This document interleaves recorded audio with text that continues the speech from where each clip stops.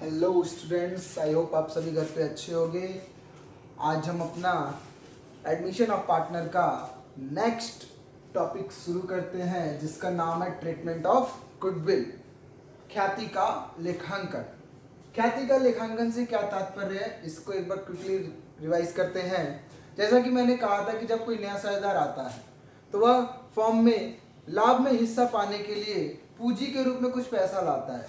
उसी प्रकार फर्म में जो कि पुरानी संपत्तियां सृजित की गई है, जो कि पुरानी ख्याति सृजित की गई है, वह पुराने साझेदारों के द्वारा मेहनत करके लाई गई है। अब नया साझेदार आएगा तो उसमें वो हिस्सा पाने के लिए उसको ख्याति का हिस्सा जो उसका बनेगा उसे देना पड़ेगा। इसीलिए ख्याति का लेखांकन करना आवश्यक होता है। अब ख्याति के लेखांकन में कैसे नए साझेदार का हिस्सा ज्ञात किया जाता है, किस प्रकार किया जाता है, ये आज हमें देखना है। सबसे पहले जब कोई पार्टनर आता है, दो पार्टनर है ए और बी, सी एडमिट हो रहा है 1/4 के लिए, 1/4 के लिए। एग्जाम्पल के जरिए हम समझेंगे कुल 2 कंडीशन होते हैं ख्याति के ट्रीटमेंट के, और ये भी देखेंगे कि फिर पुरानी ख्याति होती है फॉर्म में तो उसका क्या करते हैं। तो मेरे एग्जाम्पल में ए और बी 2 पार्टनर हैं, इनके बीच का रेशियो 1:1 है। सी एडमिट होता है 1/4 के लिए, और इसके बाद हमने आपको पता है कि हमें नया रेशियो निकालना पड़ेगा। तो नया रेशियो निकालने का तरीका है total profit equal to 1, remaining profit हो जाएगा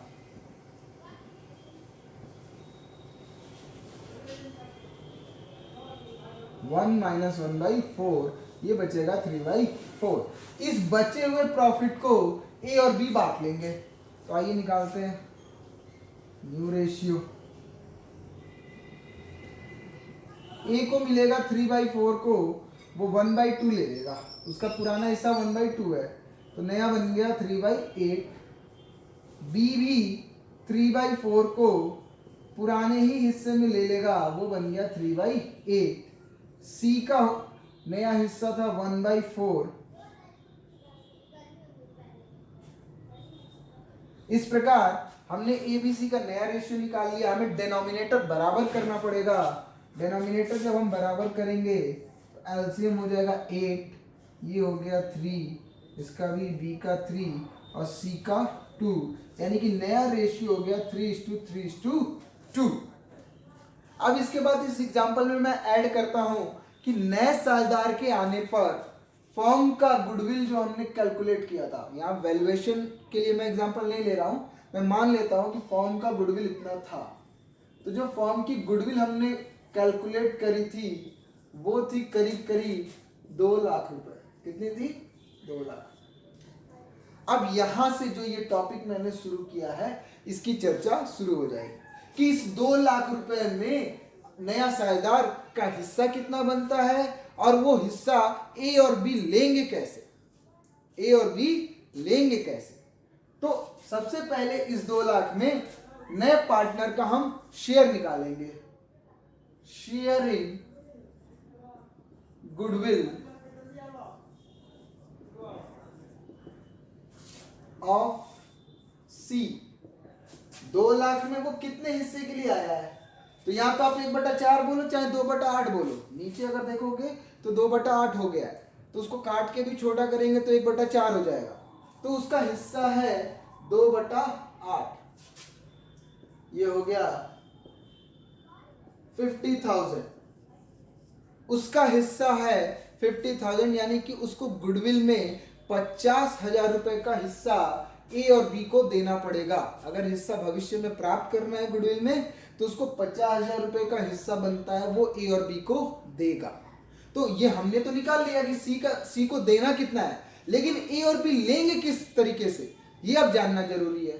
तो बड़ा सिंपल सा है, आपने न्यू प्रॉफिट शेयरिंग रेशियो के साथ साथ सैक्रिफाइसिंग रेशियो भी निकालना सीखा था। तो हम क्या करते हैं, सैक्रिफाइसिंग रेशियो निकाला भी इसी पर्पज से जाता है। सैक्रिफाइसिंग रेशियो इक्वल टू क्या होता है भैया? सैक्रिफाइसिंग रेशियो इक्वल टू होता है old ratio minus new ratio, old ratio minus new ratio. तो ए का हम निकाल लेते हैं जरा सैक्रिफाइसिंग रेशियो। ओल्ड रेशियो 1/2 है, न्यू रेशियो है 3/8। ये बन गया 8 एलसीएम 2 4 माइनस 3 1/8। बी का भी ऐसे ही निकाल लेंगे 1/2 divide by 3/8। Old ratio B का भी 1/2 है, न्यू रेशियो भी उसका भी 3/8 है। एलसीएम हो गया 8, 2 4 जा 8, 4 से 1 में मल्टीप्लाई करेंगे 4, 8 1 जा 8, 1 से मल्टीप्लाई करेंगे 3 में 3, ये हो गया 1/8। यानी कि ए और बी का सैक्रिफाइसिंग रेशियो हो गया 1:1। जो 50,000 का गुडविल सी देने वाला है उसको वो सैक्रिफाइसिंग रेशियो में ए और बी ले लेंगे, यानी कि 50,000 का आधा हिस्सा लेगा ए, आधा हिस्सा लेगा बी, क्योंकि 1/2 ए का बनता है और 1/2 बी का बनता है। यानी कि 50,000 में 25,000 लेगा ए, 25,000 लेगा बी। यह बात थी टोटली कि कैसे सी का हम हिस्सा ज्ञात करेंगे, किस प्रकार ए और बी बांटेंगे। लेकिन अभी भी मेन मुद्दे पे मैं नहीं आया हूँ, क्योंकि ये बेसिक आपको समझाना जरूरी था। मेन मुद्दा अब ये है कि उसकी एंट्री कैसे पास होगी। ये तो पता चल गया कि सी लेकर आएगा 50,000, ये पता चल गया कि ए और बी किस रेशियो में उस पैसे को बांट लेंगे, लेकिन एंट्री कैसे होगी। तो इस एंट्री के लिए कंडीशन है कि नया साझेदार गुडविल का पैसा नगद लाता है कि बिना नगद के आ रहा है। गुडविल का पैसा अगर नगद लाता है तब कैसे करेंगे, और गुडविल का पैसा नगद में नहीं लाता है तब कैसे करेंगे। इसी एग्जाम्पल को याद रखिएगा, क्योंकि ये मिटाना पड़ेगा कि इसी एग्जाम्पल में सी ने ये उसका गुडविल का हिस्सा बनता है 50,000। तो हम पहली दफ़ा बात करेंगे कि वो 50,000 को अगर कैश में लाता तब कैसे करते हैं, और बिना कैश के लाता तब कैसे करते हैं। तो इसको मैं मिटा रहा हूँ, ये एग्जाम्पल के तौर पे बस हमें याद रखना है कि सी का गुडविल में हिस्सा 50,000 बना था जो वो लेकर आता, ए और बी उसको सैक्रिफाइसिंग रेशियो में बांटते 1:1 में। तो ये दो चीज़ें हम याद रखेंगे और ट्रीटमेंट देखते हैं कि कैसे करेंगे।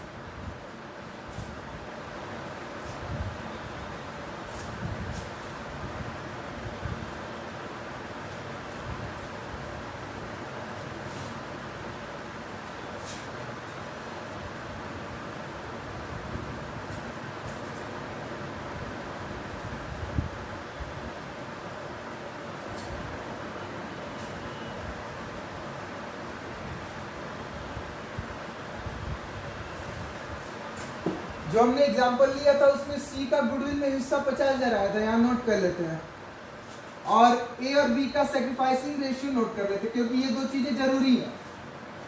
अब हम बात करते हैं कि जो सी का ये 50,000 रुपये गुडविल का हिस्सा है वो कैश में लेकर आता है, यानी कि गुडविल के हिस्से के लिए नगद देता है। नगद से तात्पर्य यहाँ सिर्फ कैश नहीं है, हो सकता है उसके बदले कोई एसेट्स भी दे सकता है। तो यहाँ जो मैं नगद वर्ड यूज़ कर रहा हूँ, इसका मतलब कि उस गुडविल के हिस्से के लिए कुछ वो प्रतिफल दे रहा है, कुछ मॉनेटरी में, यानी कि मुद्रा के रूप में कुछ ना कुछ पे कर रहा है। हो सकता है कैश दे रहा हो सकता है बैंक के माध्यम से दे रहा हो सकता है कि कोई एसेट्स दे रहा हो सकता है स्टॉक्स दे रहा हो। तो अगर ये सारी चीज़ों में वो पैसे दे रहा है, इसका मतलब कि वो अपने हिस्से की ख्याति नगद दे रहा है। तो आगे हम बढ़ते हैं, हम अपना पहला कंडीशन लिखते हैं, when new partner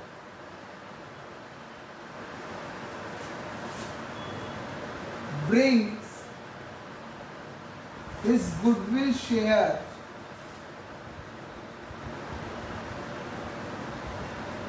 in cash। मैं अभी भी बोल रहा हूं, यहाँ कैश से मतलब कि जो एक कैश नगद होता है वो, या एसेट्स के रूप में भी दे रहा हो, स्टॉक के रूप में भी दे रहा हो, उसे भी कैश में ही माना जाएगा। जब नया पार्टनर कैश के रूप में, यानी कि कैश के फॉर्म में अपना गुडविल का हिस्सा लाता है, तो उस कंडीशन में जो पहली एंट्री बनती है उसे कैश अकाउंट डेबिट, अगर बैंक के माध्यम से दे रहा है तो बैंक अकाउंट डेबिट, अगर कोई असेट्स दे रहा है तो assets account debit,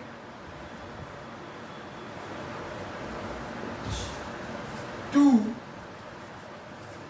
premium for goodwill account, जो अकाउंट क्रेडिट होता है उसका नाम बनता है premium for goodwill account.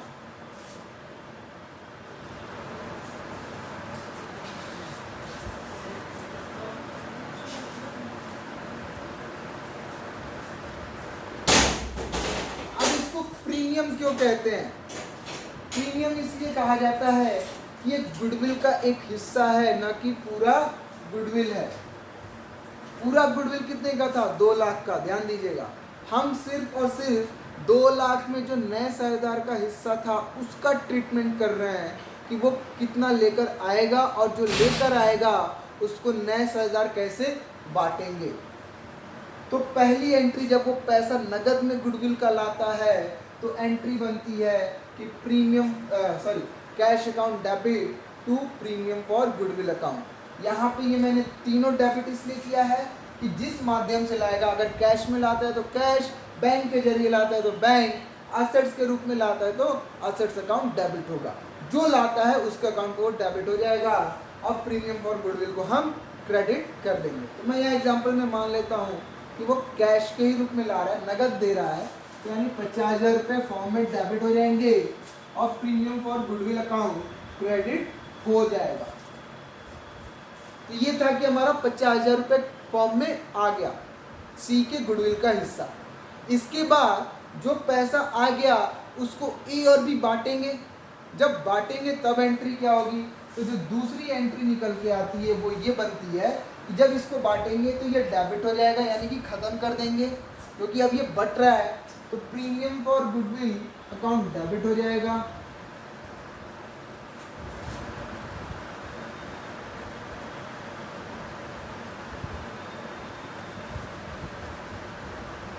To जो बांट रहे हैं, यानी कि जो पुराने साझेदार उस पैसे को बांट रहे हैं, उनका अकाउंट क्रेडिट हो जाएगा। तो A's capital account debit credit and B's capital account credit. 50,000 रुपये यहाँ डेबिट हो गए। आपको पता है कि गुडविल का जो पैसा बांटा जाता है वो सैक्रिफाइसिंग रेशियो में बांटा जाता है जब एडमिशन होता है। तो ये हमारा जो सैक्रिफाइसिंग रेशियो था वो 1:1 था, यानी ए का हिस्सा बन जाएगा 25,000, बी का हिस्सा बन जाएगा 25,000। यह था हमारा पहला कंडीशन। जब पार्टनर गुडविल का पैसा, यानी कि नया पार्टनर गुडविल का पैसा कैश के रूप में लाता है तो 2 एंट्रियाँ बनती हैं, एक तो लाने की, दूसरा उस पैसे को बांटने की। वो पैसा सैक्रिफाइसिंग रेशियो में ही बटेगा जब एडमिशन होता है तब। इसके बाद जो सेकेंड कंडीशन है हमारा, आई होप इसमें आपको कोई दिक्कत नहीं हो रही होगी। अगर दिक्कत किसी प्रकार का आपको महसूस होता है तो आप बेशक मुझसे ग्रुप में मुझसे डिस्कशन कर सकते हो या फ़ोन करके भी पूछ सकते हो। इसके बाद जो नेक्स्ट हमारा कंडीशन है, सेकेंड कंडीशन, इसको मैं मिटा रहा हूँ। एग्जाम्पल हमारा यही रहेगा कि सी 50,000 रुपये का उसका हिस्सा बनता है गुडविल का, ए और बी का सैक्रिफाइसिंग रेशियो 1:1 है। लेकिन अब कंडीशन चेंज करेंगे कि गुडविल का पैसा वो नगद नहीं ला रहा है, नया साझेदार गुडविल का पैसा नगद नहीं ला रहा है। तब क्या होगा?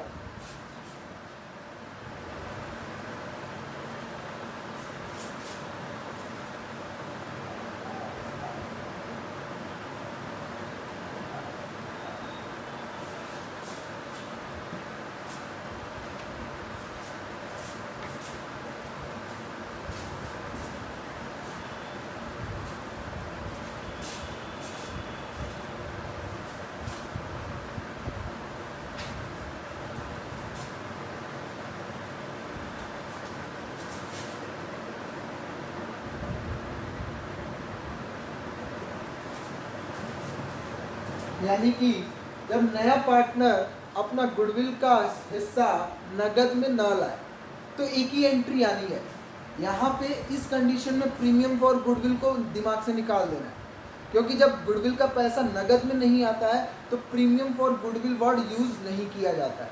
यहाँ पे सिंपल जितना सी का हिस्सा गुडविल में बन रहा है उतने रुपए से सी के कैपिटल अकाउंट को कम कर देंगे।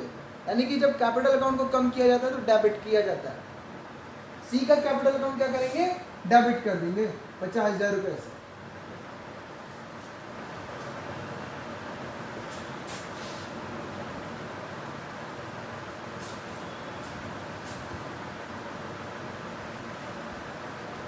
और इसके इस हिस्से को ए और बी के अकाउंट में क्रेडिट कर देंगे। सी का कैपिटल अकाउंट 50,000 से डेबिट हो जाएगा और ए और बी का अकाउंट यानी कि कैपिटल का उतने रुपए से क्रेडिट हो जाएगा और वो पैसा सैक्रिफाइसिंग रेशियो में बढ़ जाएगा। C capital account debit to A capital account to B capital account. Sacrificing ratio में ही बटेगा। ये हो गया 25,000 और ये हो गया 25,000। ये हमारा मेन टॉपिक था ख्याति का लेखांकन।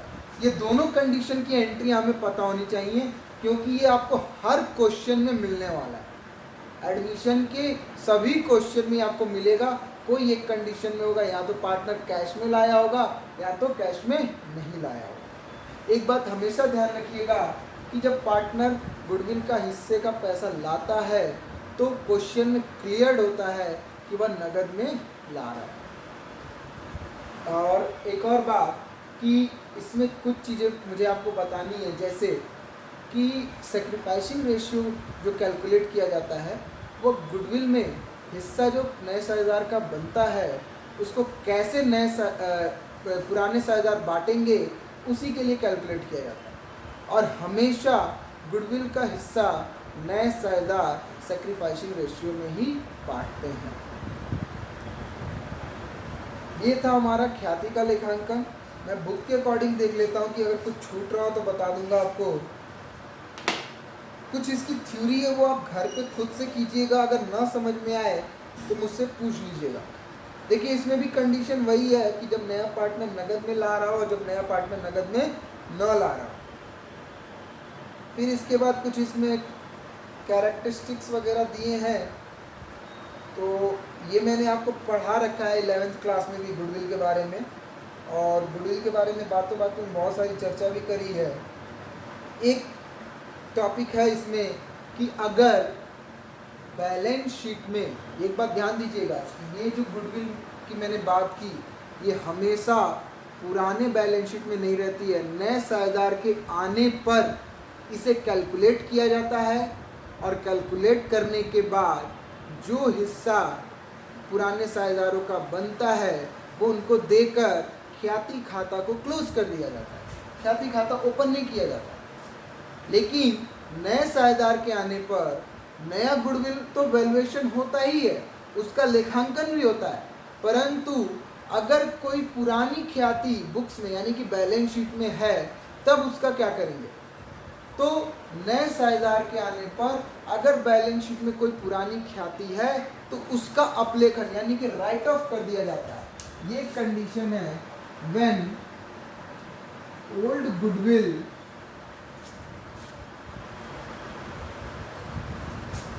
is appearing in books।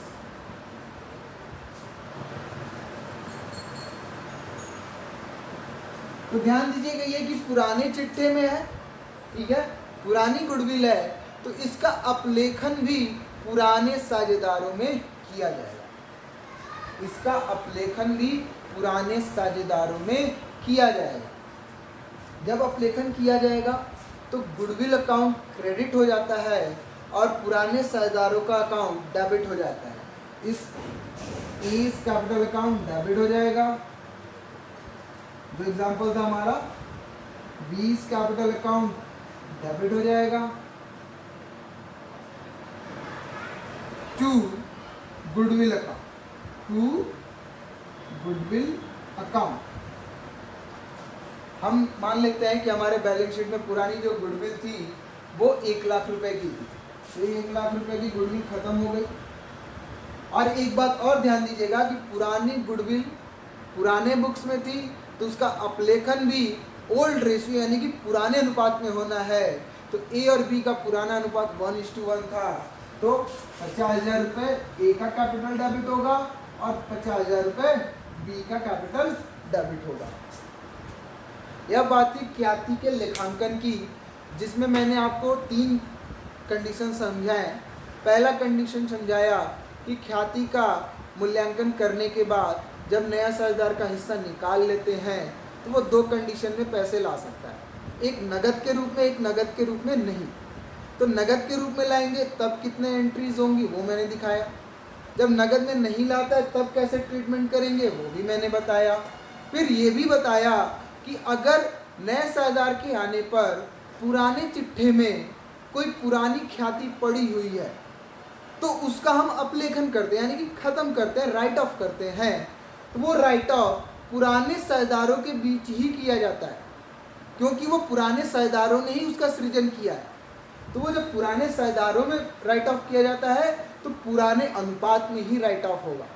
Goodwill चूँकि संपत्ति है, जब बुक में थी तो एसेट साइड में यानी कि डेबिट बैलेंस के साथ थी। जब हम उसको ख़त्म करने जा रहे हैं तो उसको क्रेडिट कर दिए, गुडविल को क्रेडिट कर दिया और पार्टनर्स का कैपिटल अकाउंट डेबिट कर दिया पुराने अनुपात में। 3 बातें फिर से बोलता हूँ कि ख्याति के लेखांकन के समय में जब नए साझेदार के आने पर उसके हिस्से के गुडविल को जब पुराने साझेदार बांटते हैं तो वो सैक्रिफाइसिंग रेशियो में बांटते हैं, ध्यान दीजिएगा। दूसरी बात कि अगर कोई पुरानी गुडविल का अपलेखन किया जा रहा है तो उसे पुराने अनुपात में पुराने साझेदारों द्वारा ही किया जाएगा। इसके बाद जब हम नए साझेदार का ख्याति में हिस्सा निकालते हैं तो उसका जो लाभ का हिस्सा होता है उसे ही ख्याति के मूल्य पर अप्लाई किया जाता है। यहाँ इस एग्जांपल में 1/4 था उसका हिस्सा, या नीचे हमने डिनोमिनेटर जब बराबर किया था 2/8 हो गया था। 2/8 और 1/4 बराबर है। आप 2/8 को काटोगे ये काट के छोटा 1/4 ही हो जाएगा, तो कंफ्यूज मत होइएगा। तो जब नए साझेदार का हिस्सा हम निकालते हैं ख्याति का तो कुल गुडविल जो दिया होता है उस पर उसके लाभ का हिस्सा अप्लाई करके ही निकालते हैं। ये कुछ बातें जो महत्वपूर्ण थी मैंने आपको ख्याति के लेखांकन में साथ ही साथ बता दिए। आप ख्याति के लेखांकन के जो थ्योरी दी हुई है पेज नंबर 35 से लेकर करीब पेज नंबर 37-8 तक है, इन सभी को आप पढ़ोगे, नोट्स बनाओगे। अगर कोई बात नहीं समझ में आती है तो आप मुझसे मैसेज के जरिए या कॉल्स के जरिए बेशक पूछ सकते हो। इसमें एक और टॉपिक है कि अगर ख्याति का हिस्सा फॉर्म के बाहर पुराने साझेदार ले ले तो इस केस में कोई भी लेखा बुक्स में नहीं किया जाता है। जैसे कि ए और बी 2 पार्टनर हैं, सी आ रहा है, सी को ए और बी ने कहा कि एक काम करो, जो ख्याति का तुम्हारा हिस्सा बनता है उसको तुम हमें बाहर यानी फॉर्म के बुक्स में हम उसकी कोई एंट्री नहीं करेंगे, बाहर पैसा दे दो और तुमको हिस्सा हम भविष्य में दे देंगे। तो इस कंडीशन में बुक्स में कोई एंट्री नहीं होती। ये जस्ट थ्योरी पर्पस से आपको जानकारी में होना चाहिए। आज के लिए इतना काफ़ी है। उम्मीद करता हूँ कि आप सभी घर पे पढ़ रहे हो और ये ज़रूरी है कि आपको जितने भी इम्पोर्टेंट थ्योरी लगती हैं सेकेंड चैप्टर में वो आप अपने मन से खुद से बनाओगे। आपको कुछ पूछना हो थ्योरी के रिगार्डिंग तो बेशक पूछिए। ख्याति का लेखांकन आप सभी जो थ्योरी दी हुई है उसको ज़रूर बनाइएगा, ये बहुत ही इम्पॉर्टेंट है और जो इम्पॉर्टेंट लगे उसी को नोट्स कीजिएगा, पूरे बुक्स को छापने की ज़रूरत नहीं है। कल से हम अपना प्रैक्टिकल पोर्शन शुरू करेंगे और सवाल लगाना शुरू करेंगे। सबसे पहले हमारा जो टॉपिक बनेगा वैल्यूएशन ऑफ गुडविल और ट्रीटमेंट ऑफ गुडविल का है कि कैसे ख्याति का मूल्यांकन करके फिर उसका लेखा करना है। इसी पर हम सवाल कल से लगाएंगे। आज के लिए इतना काफ़ी है। Thank you. आई होप आप सभी घर पे अच्छे होंगे और अच्छे से रहिए भी।